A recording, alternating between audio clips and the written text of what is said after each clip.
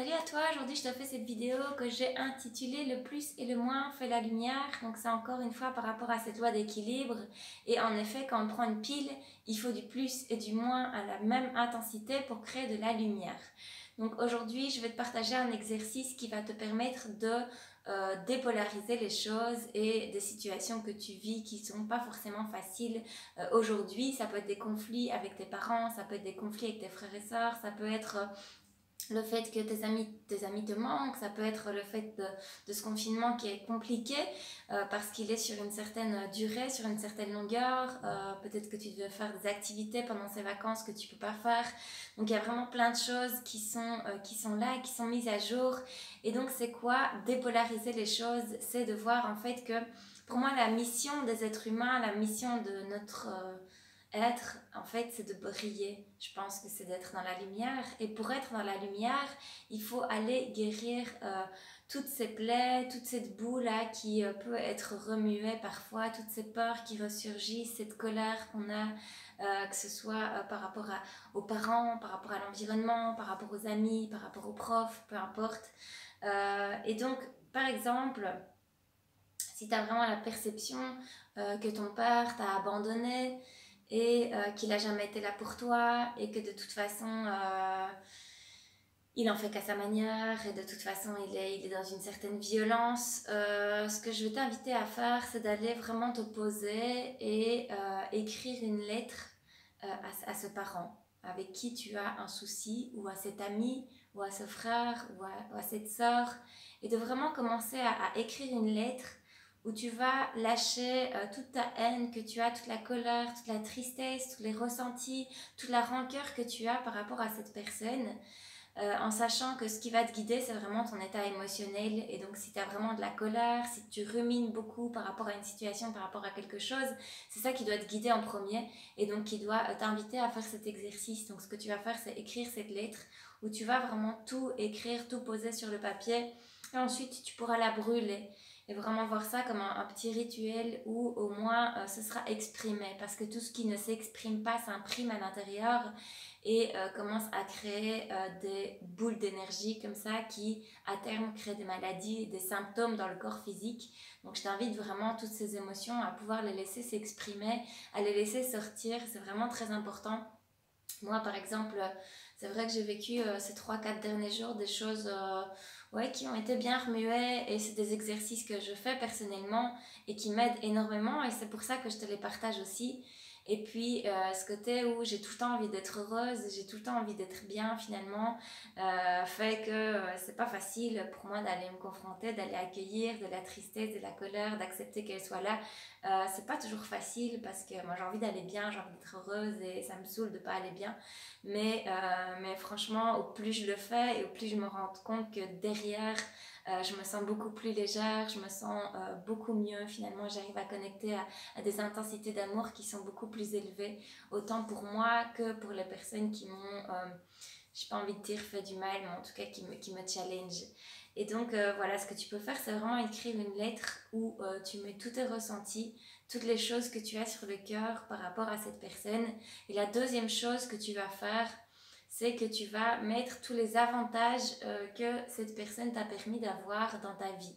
Donc par exemple, si tu as eu la perception que ton père t'a abandonné, alors c'est juste une perception, ton ressenti, comme je dis, est toujours juste. Même si ton père était très présent, si toi tu as eu la sensation qu'il t'a abandonné, vraiment va voir, parce que c'est important d'aller voir, et c'est important d'aller mettre de la lumière partout où tu as ce genre de ressenti.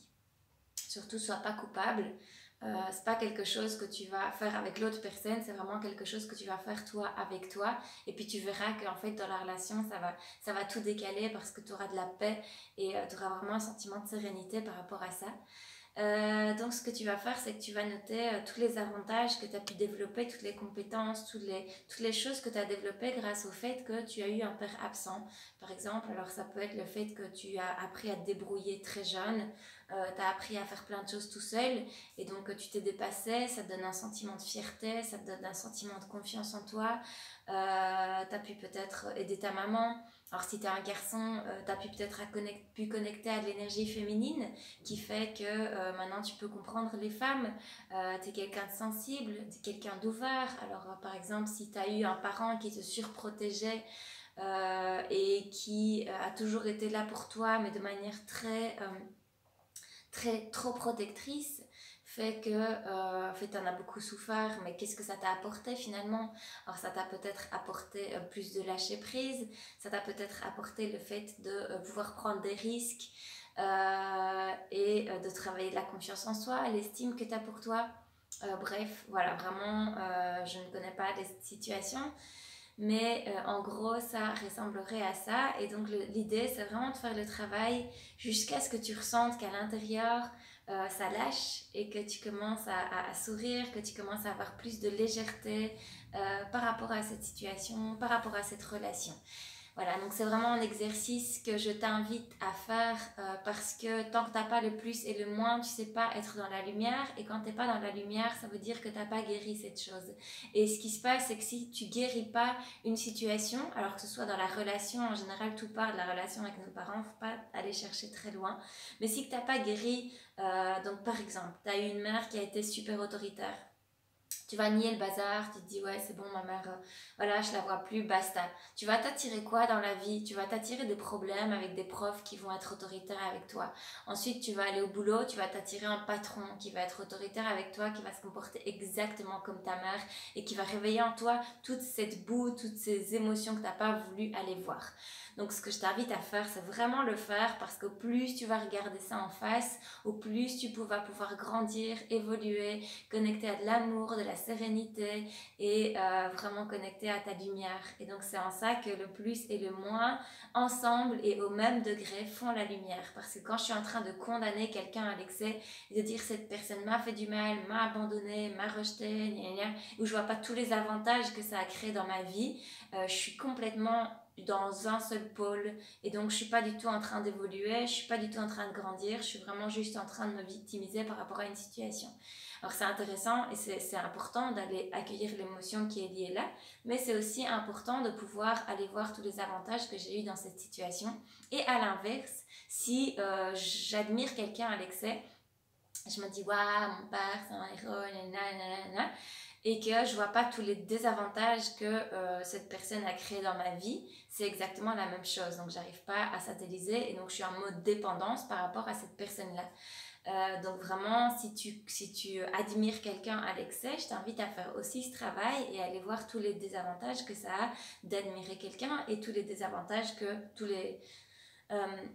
les caractéristiques négatives qu'a cette personne par exemple. Donc je t'invite vraiment à faire ce travail et ce qui se passe c'est qu'au plus tu vas le faire, au plus tu vas avoir le réflexe de le faire.